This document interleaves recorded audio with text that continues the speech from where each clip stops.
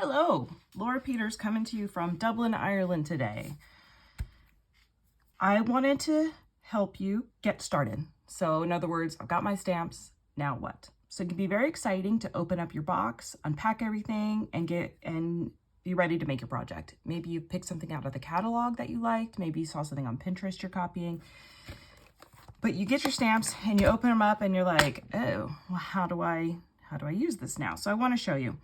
You're either going to be getting a photopolymer stamp set, which are these clear ones, or a cling stamp set, which are the traditional red rubber.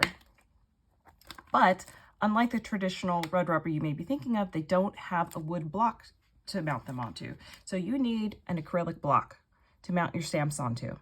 If you're starting your journey with a kit, your block will look a little smaller than this, thinner than this. These ones that you order from the catalog have nice finger grips on them.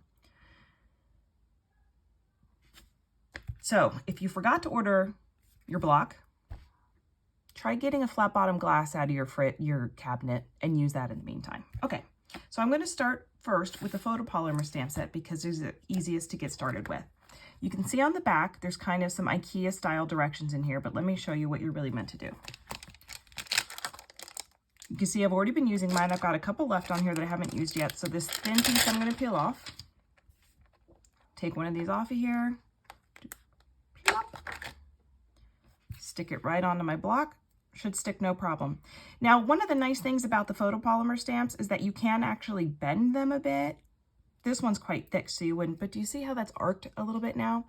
Well, if you don't intend to do that, make sure that you are lying it on nice and straight. Okay, we're gonna open up our ink pad, slide it. Now we're ready to go. This is just a scrap piece of paper here. So you're going to tap lightly, go a few different spots on the ink pad. You can see here all that ink right here in between the letters. That means I probably pressed a little too hard even there.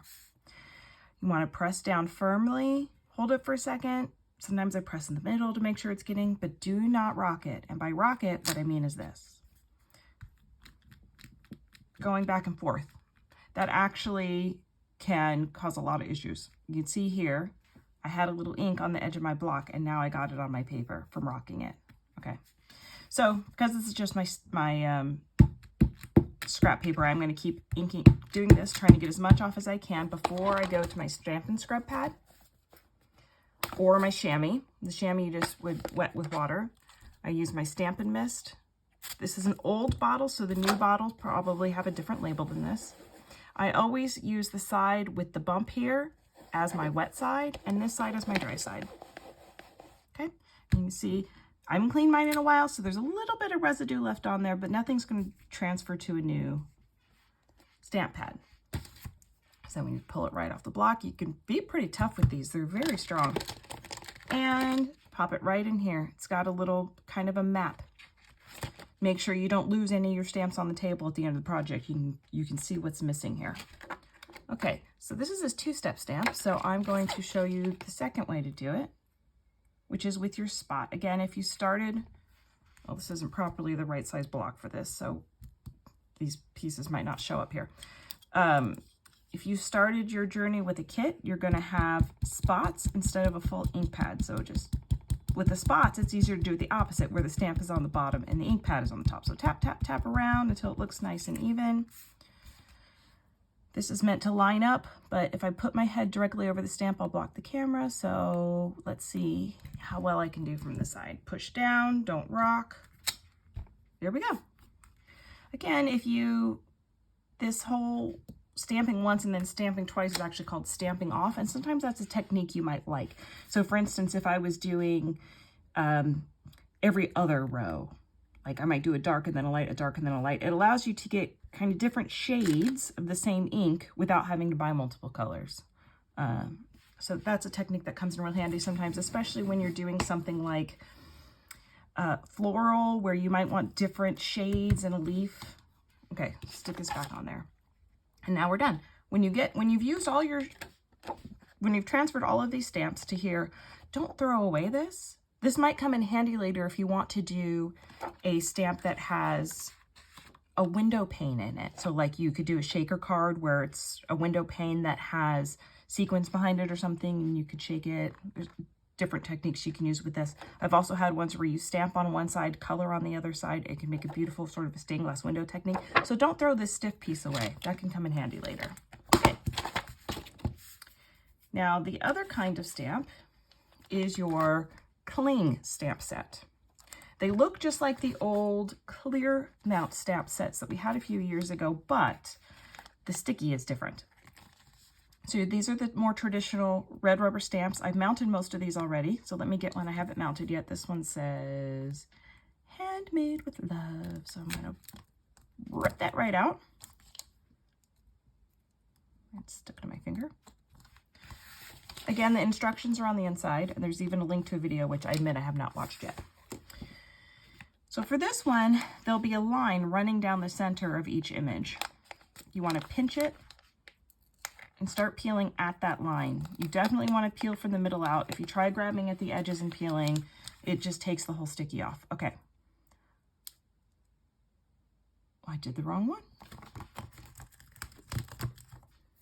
Okay, so then you're going to pull the paper off the back of the stamp and line this up as best you can. Just pop it down on there. Give it a firm press, pull it up. Now you've got your sticky. This is very tacky. Helps it stick to the block. Okay. So now we just mount it on our block. Tap, tap, tap. One of a kind creation. Copyright Stampin' Up. If you plan to sell your stamps, you need the stamp set. You need something that says copyright Stampin' Up at the bottom. That is in line with our angel policy and allows you to sell anything that you make with these stamps as long as you have that. Now here's the trick with these. If you try to just pull it off, you can possibly rip your foam, sorry. So get your fingernail under a corner, under the sticky, and then peel it up.